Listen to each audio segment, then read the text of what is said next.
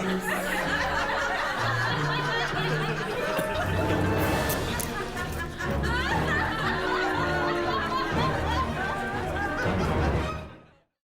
judge a book by its cover.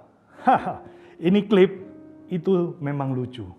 Tapi bukankah kita seringkali seperti itu? Kita menyangka seseorang seperti apa yang kita duga. Tapi kenyataannya bukan seperti itu. Nah, selamat ketemu lagi Bapak Ibu Saudara sekalian. Kita dalam ibadah hari Minggu ini, saya percaya karunia Allah tidak pernah berhenti atas kita. Apapun yang terjadi, apapun yang Tuhan izinkan, itu pasti ada jalan keluar. Dan saya percaya hari ini Bapak Ibu Saudara juga sedang menikmati kasih karunia pada Allah.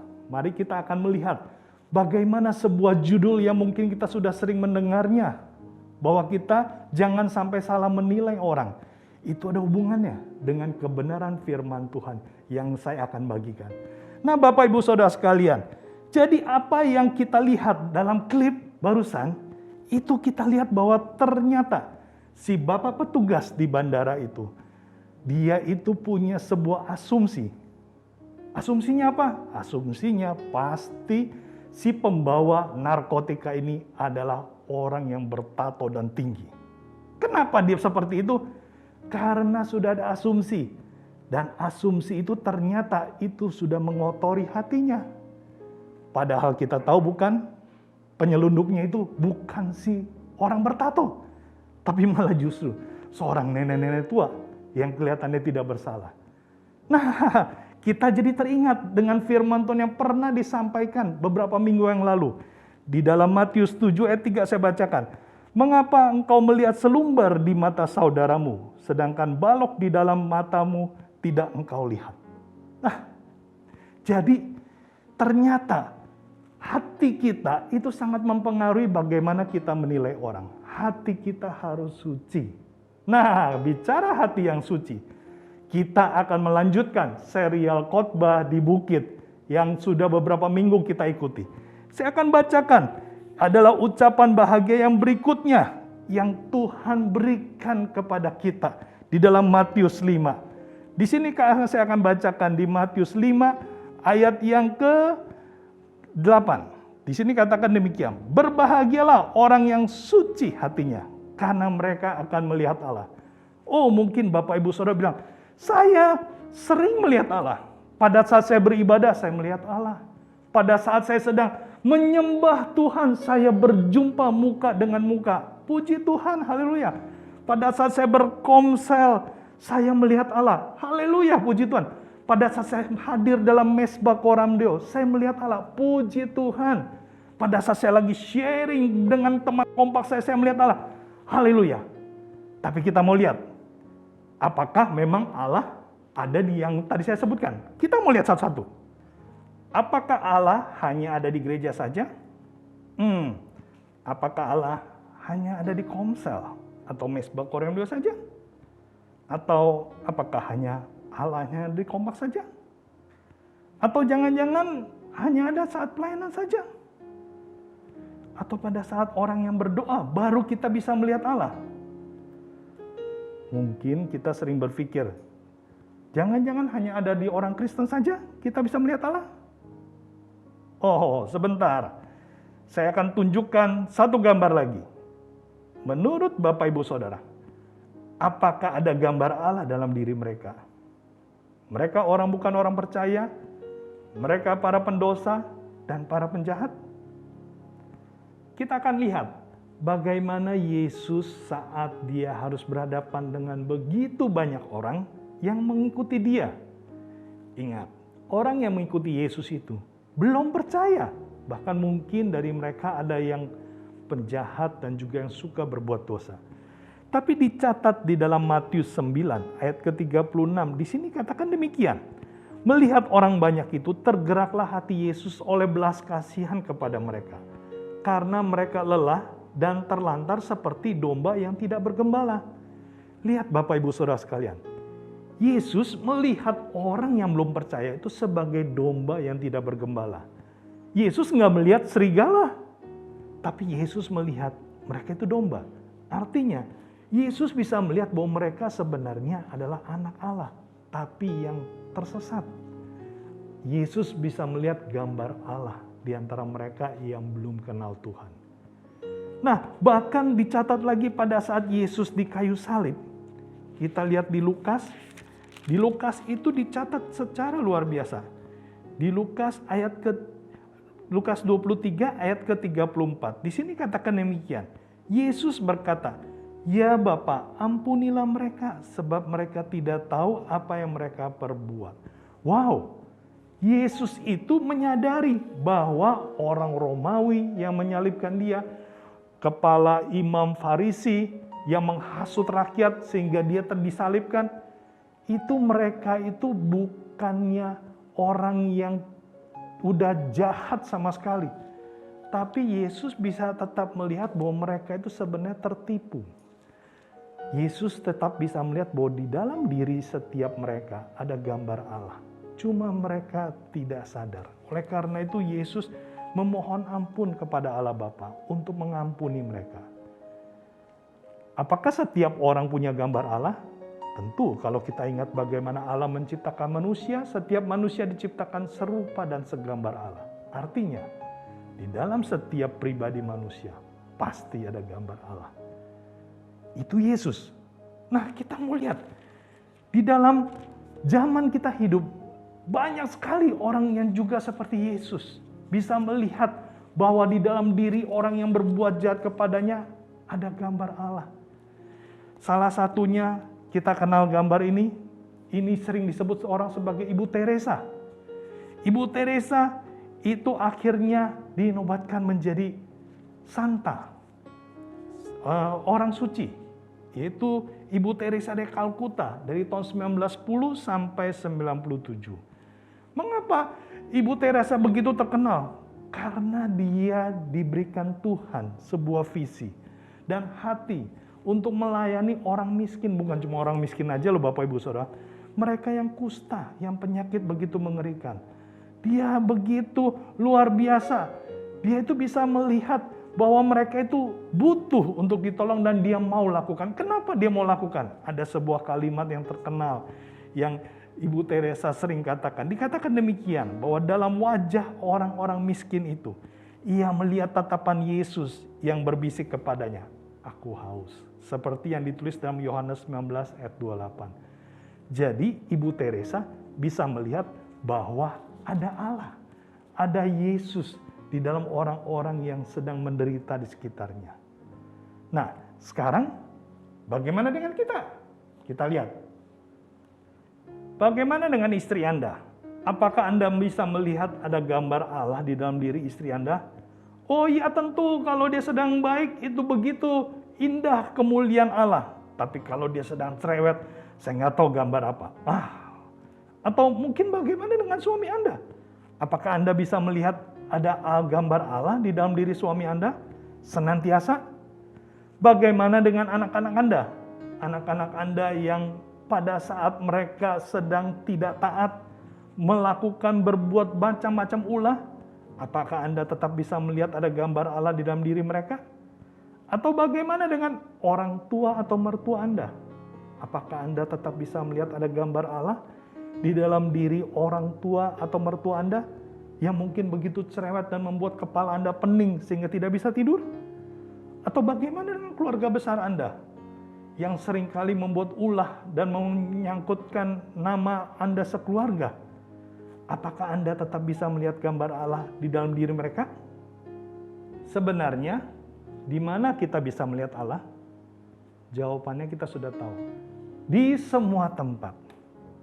Bukan hanya di tempat yang biasa kita tanda kutip kita bilang tempat kudus, tapi di semua tempat. Bukan hanya di orang-orang tertentu yang kita anggap sebagai orang yang kudus, tapi di dalam setiap pribadi manusia. Termasuk orang-orang yang di sekitar kita, di rumah kita. Dan juga bukan hanya pada saat dia dalam kondisi yang sedang baik, ramah, tapi justru pada saat dia dalam kondisi yang paling buruk pun, gambar Allah itu tidak pernah hilang. Nah, kalau kita bisa senantiasa melihat Allah ada di mana-mana, Bukankah artinya kita bisa berkoram deo 24 jam? Ingat Bapak Ibu Saudara, koram deo adalah hidup di hadapan Allah. Artinya, kalau kita bisa menyadari Allah ada di mana-mana, kita bisa melihat Allah ada di dalam setiap pribadi yang kita jumpai, kita senantiasa bisa mengalami perjumpaan dengan Allah. Koram deo senantiasa. Sebaliknya, kalau kita hanya bisa menyadari, melihat Allah di tempat-tempat tertentu, di acara-acara tertentu, hanya dalam pribadi orang tertentu, artinya kita hanya bisa mengalami Allah hanya di tempat tertentu saja. Padahal kita tahu semua, Allah itu adalah omnipresent. Dia hadir di semua tempat, karena Dia Allah yang Maha Kuasa. Ingat yang tadi, Ibu Teresa bisa melihat Allah hadir di tempat yang paling mengerikan, penuh penyakit di Kalkuta. Nah, Bapak Ibu Saudara sekalian, sekarang pertanyaannya, bagaimana caranya supaya saya bisa melihat Allah setiap hari? Di semua tempat, di dalam setiap pribadi manusia.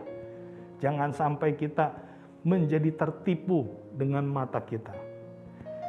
Kita tahu di dalam firman yang tadi kita baca, khotbah di bukit, katakan demikian.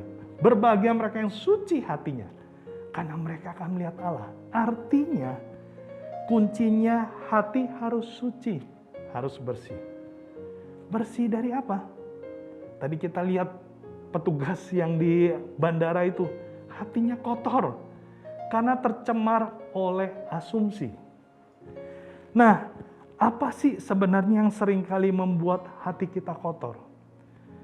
Saya pada saat saya mengikuti beberapa pelajaran, yang ada beberapa retreat yang saya ikuti ya, dan di situ jelas katakan luar biasa bahwa ada 3 hal yang seringkali itu mengotori hati kita, sehingga hati kita nggak bisa suci, yang disebut sebagai kepercayaan yang salah.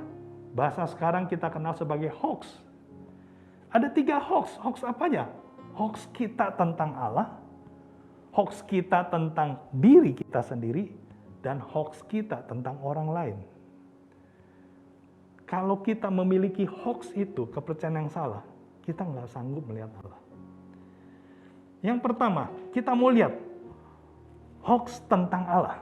Hoax tentang Allah, lihat daftarnya ini.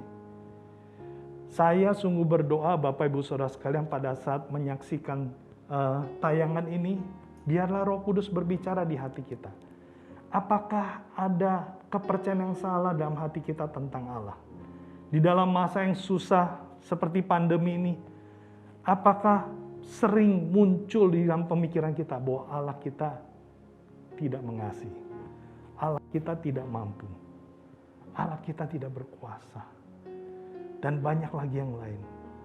Kalau itu yang sering muncul, artinya hati kita sudah tercemar. Kita nggak sanggup lihat Allah. Terus kemudian kita lihat hoax yang kedua itu hoax tentang diri sendiri. Apakah hoax kepercayaan yang salah ini yang sering muncul di hati kita? Saya memang bodoh. Saya itu pasti selalu gagal. Saya itu nggak bisa. Saya itu tidak dikasihi. Dan yang lainnya. Kalau semua kepercayaan yang salah ini, ya, hal-hal ini ada di hati kita, kita nggak sanggup melihat Allah di dalam kehidupan kita. Dan yang ketiga, itu hoax tentang orang lain. Apakah kita punya sebuah prinsip, suku tertentu udah terkenal lah, suku ini pasti licik, suku ini pasti pelit, suku ini pasti kasar. Dengar Bapak Ibu Saudara sekalian, semua suku ciptaan Tuhan. Semua suku ada gambar Allah. Tapi kalau kita sudah melabel suku tertentu, itu punya hal yang negatif, pasti itu artinya kita sudah menyimpan hoax. Dan hati kita tidak suci, kita nggak sanggup lihat Allah. Kita lihat lagi tentang suami kita, tentang istri kita, tentang anak kita, tentang mertua, orang tua, family. Apakah kita sudah punya label kepada mereka? Kalau kita lihat wajah istri kita, kalau dia udah cemberut, aduh ini udah pastilah. dia ini pasti lagi tidak suka sama saya. Dia ini pasti lagi mau minta uang. Dia ini pasti lagi mau kasar, dia pasti negatif sama saya. Kalau kita udah mulai pakai kata pasti dan pasti, itu namanya kita memberikan label. Hati-hati, itu asumsi. Dan itu membuat hati kita jadi kotor dan kita nggak sanggup lihat Allah. Nah, biarkan Roh Kudus ingatkan kita. Ada hoax apa di dalam hati kita?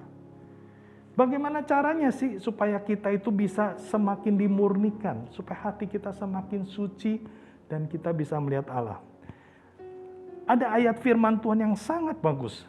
Kita akan baca di dalam Yakobus 1. Yakobus 1 ayat 21 sampai ke 25. Saya bacakan. Ini ayat bagus sekali.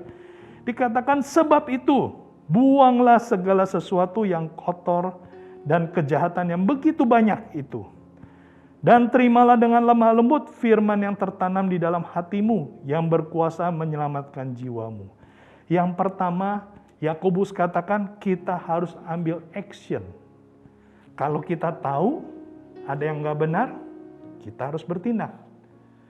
Pertanyaan yang pertama, bagaimana caranya kita bisa tahu? Bapak Ibu Saudara sekalian, kalau kita punya satu kamar yang kita tahu itu berantakan, kita mau membersihkan kamar itu, yang pertama kali apa yang harus kita lakukan? Kita harus nyalakan lampu. Kita harus buat kamar itu terang, betul? Setelah terang, kita baru bisa tahu mana yang harus dibereskan. Artinya, kita harus berada di hadapan Allah secara pribadi. Baru kita bisa tahu mana yang salah. Sudahkah kita tetap memprioritaskan waktu pribadi kita dengan Tuhan? Ingat Bapak Ibu Saudara sekalian, Tuhan Yesus ajarkan kalau kita berdoa masuk kamar tutup pintu. Maksudnya apa? Maksudnya bukan kita harus ada di dalam ruangan tertutup, bukan itu. Tapi Yesus katakan bahwa kita harus punya waktu pribadi, privacy. Yesus beri contoh selama dia melayani. Dia nggak pernah lupa setiap pagi dia menyendiri. Dia berdialog dengan Tuhan, dengan Bapaknya. Dia punya waktu pribadi. Nah, Yesus berikan teladan bahwa kita supaya jangan lupa, kita tetap harus prioritaskan waktu pribadi kita. Karena pada waktu kita pribadi bertemu dengan Allah Sang Terang itu, kita akan tahu mana yang harus dibuang, hoax mana yang sekarang sedang mengganggu saya. Kalau kita sudah tahu, actionnya kita harus buang. Dan setelah kita buang, kita harus terima dengan lemah lembut firman yang tertanam dalam hatimu. Artinya, kita harus dengar apa yang Tuhan katakan tentang diri kita. Firman itu adalah sabda, perkataan. Lemah lembut itu adalah tenang. Kita harus take time, beri waktu. Kita nggak bisa buru-buru. Waduh, ini udah 5 menit, bentar lagi Tuhan. Nggak bisa gitu ya, kita harus berikan waktu. Apakah saya harus menyendiri? Ya tergantung ya. Ada orang yang tanpa harus menyendiri, misalnya dia sambil berkendara motor ya, tapi hatinya dekat sama Tuhan. Jadi kita harus berikan waktu secara pribadi, supaya kita tahu mana yang harus kita buang dan kita harus lakukan apa. Terus kemudian ayat 22 bilang katakan demikian. Tetapi hendaklah kamu menjadi pelaku firman dan bukan hanya pendengar saja. Sebab jika tidak demikian, kamu menipu diri sendiri. Sebab jika seorang hanya mendengar firman saja dan tidak melakukannya, ia adalah seumpama seorang yang sedang mengamat-amati mukanya yang sebenarnya di depan cermin. Baru saja ia memandangi dirinya, ia sudah pergi, atau ia segera lupa bagaimana rupanya. Tetapi barang siapa meneliti hukum yang sempurna, yaitu hukum yang memerdekakan orang, dan ia bertekun di dalamnya. Jadi bukan hanya mendengar untuk melupakannya, tetapi sungguh-sungguh melakukannya, ia akan berbahagia oleh perbuatannya. Di sini sangat jelas Bapak Ibu, kita katakan bahwa kita harus punya waktu. Setelah kita tahu apa yang harus kita buang, apa yang harus kita lakukan, kita harus bertekun, meneliti. Meneliti itu maksudnya kita pertanyakan terus sama Tuhan. Tuhan, Tadi pagi kamu ngomong ini ke saya, jadi sekarang apa harus saya lakukan? Nah, jadi kita terus meneliti, tanya Tuhan terus, tanya Tuhan, sampai akhirnya kita bisa lakukan. Dan saya percaya Bapak Ibu Saudara, kalau kita terbiasa lakukan ini, kita sedang mendisiplin rohani kita. Dan kita akan punya hati yang semakin hari, semakin disucikan. Kita akan serupa Kristus. Dan ayat ini di terakhir katakan, ia akan berbahagia oleh perbuatannya. Nah Bapak Ibu Saudara sekalian, ini masa pandemi. Kita nggak bisa kemana-mana. Setiap hari kita berjumpa dengan orang yang ada di rumah.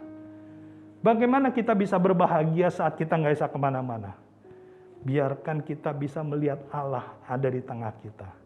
Ada di rumah kita.